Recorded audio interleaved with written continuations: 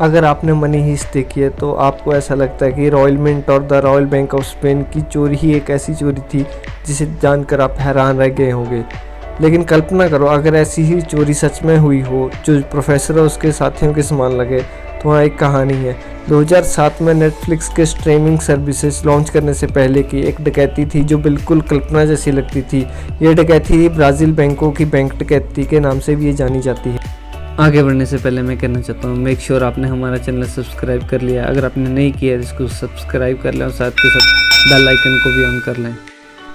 माना जाता है कि पैसे के मामले में सर्जियो की कहानी पिता के साथ शुरू हुई थी, लेकिन असली कहानी बाकी उतनी जटिल है। तो बैंक ऑफ हाइस्ट की डकैती की स्टोरी शुरू होती है इस चोरी के मास्टरमाइंड लुइस फर्नांडो रिबेरो के साथ।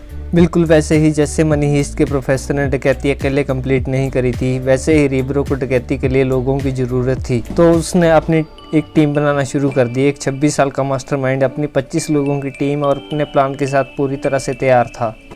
ये चोरी 6 अगस्त 2005 को शुरू हुई, लेकिन चोरी करने के लिए पूरी प्लानिंग चाहिए थी। तो ये चोरी 3 महीने पहले शुरू हुई, मई 2005 को। सबसे पहले उन्होंने एक स्मॉल प्रॉपर्टी को रेंट पर लिया बैंक के पास। उसके प्लान के अनुसार ज़मीन के अंदर इस प्रॉपर्टी से सुरंग खोदकर बैंक के लॉकर तक सारा पैसा इसी सुरंग से वापस लाना था, इसी प्रॉपर्टी तक। लेकिन आप इतनी बड़ी सुरंग कैसे खोद सकते हैं बिना किसी के नोटिस किए? आप इतना सारी मिट्टी को बाहर कैसे निकालोगे? सिंपल है, सारी मिट्टी को बाहर सामने फेंक दो ग्राउंड में। ग्राउंड जो था वो एक लैंडस्केपिंग कंपनी का था। उन्होंने लोगों को विश्वास दिलाया कि इस जगह पर कंपनी की खुदाई का काम चल रहा है। उन्होंने वहाँ पर एक साइन बोर्ड भी लगाया जिस पर लिखा था कि ये जगह रेनोवेशन और ग्रास लगाने के लिए रेंट पर ली गई है।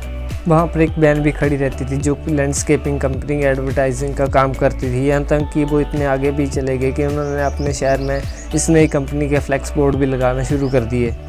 तभी तो जब हर कोई देखता कि वहाँ पर धूल से भरी गाड़ियाँ हैं तो हर कोई यही सोचता कि कंपनी के रेनोवेशन का काम चल रहा है। तो कोई भी आकर उन्हें डिस्टर्ब नहीं करता था, ना ही कोई उनसे पूछता था। जब वो टनल की खुदाई का काम कर रहे थे उन्होंने सोचा कि वो बहुत ज़्यादा शोर नहीं करेंगे और तो गैंग्स ने हल्के टूल इस्तेमाल करना शुरू कर दिया। 13 फुट गहरा खड्डा खोदने के लिए उन्होंने इलेक्ट्रिक सॉ, वायर कटर और GPS का इस्तेमाल किया। जब एक बार उन्होंने वर्टिकली खड्डा खोद लिया तो उन्होंने हॉरिजेंटली खोदना शुरू कर दिया बैंक के लॉकर तक। वो धीरे धीरे खुदाई कर रहे थे, तभी तो उनको इस प्लान को इम्प्लीमेंट करने में 3 महीने का टाइम लग गया। ये लोग 28 फीट डायमीटर और 260 फीट लंबी सुरंग खोद रहे थे।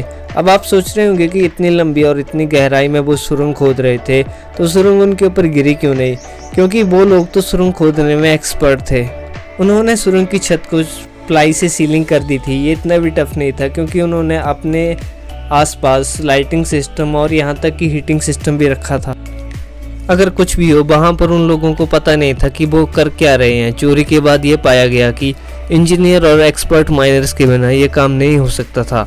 इसके अलावा उनके पास पैसे की कोई कमी नहीं थी। यह अनुमान लगाया जा सकता है कि सुरंग की खुदाई के लिए जो एस्टिमेट कॉस्ट थी वो $2 मिलियन थी।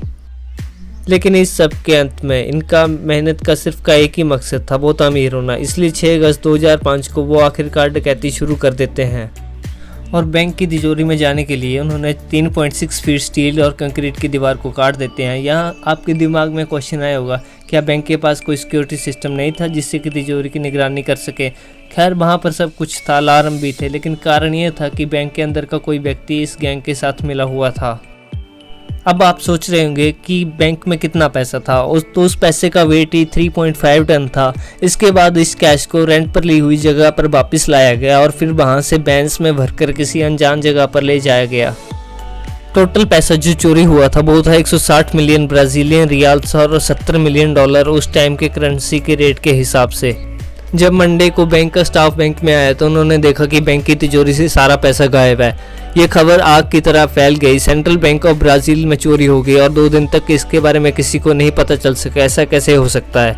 यह सवाल गंभीर था और बैंक के अधिकारियों और बैंक मैनेजर की ईमानदारी पर संदेह हो रहा था। इसने पूरे सिस्टम को हिला के रख दिया था और उसके बाद एक इन्वेस्टिगेशन टीम का गठन हुआ। जब पुलिस सुरंग में उतरी तो उसने देखा कि चौक से फिंगरप्रिंट मिटाने की कोशिश की है, लेकिन एक बंदे की गलती सब पर भारी पड़ गई। वो कहावत है ना कि किसी को अचानक उसकी औकात से बाहर पैसा मिल जाए तो वो पैसे के नशे में अंधा हो जाता है। गैंग का एक बंदा चोरी के अगले दिन ही उसने कार खरीदी। 1 नहीं 2 नहीं 10 कार उसने खरीदी, वो भी कैश पेमेंट देकर। जब उसको पुलिस ने पकड़ लिया तो उससे सारी डिटेल्स निकाल ली, क्योंकि जाहिर तौर पर गिरोह ऐसी सिचुएशन के लिए तैयार नहीं था अगर कोई पकड़ा जाए तो। दूसरी ओर पुलिस ने 3 पिकअप ट्रकों को 2.13 मिलियन ब्राजीलियन रियाल के साथ पकड़ लिया।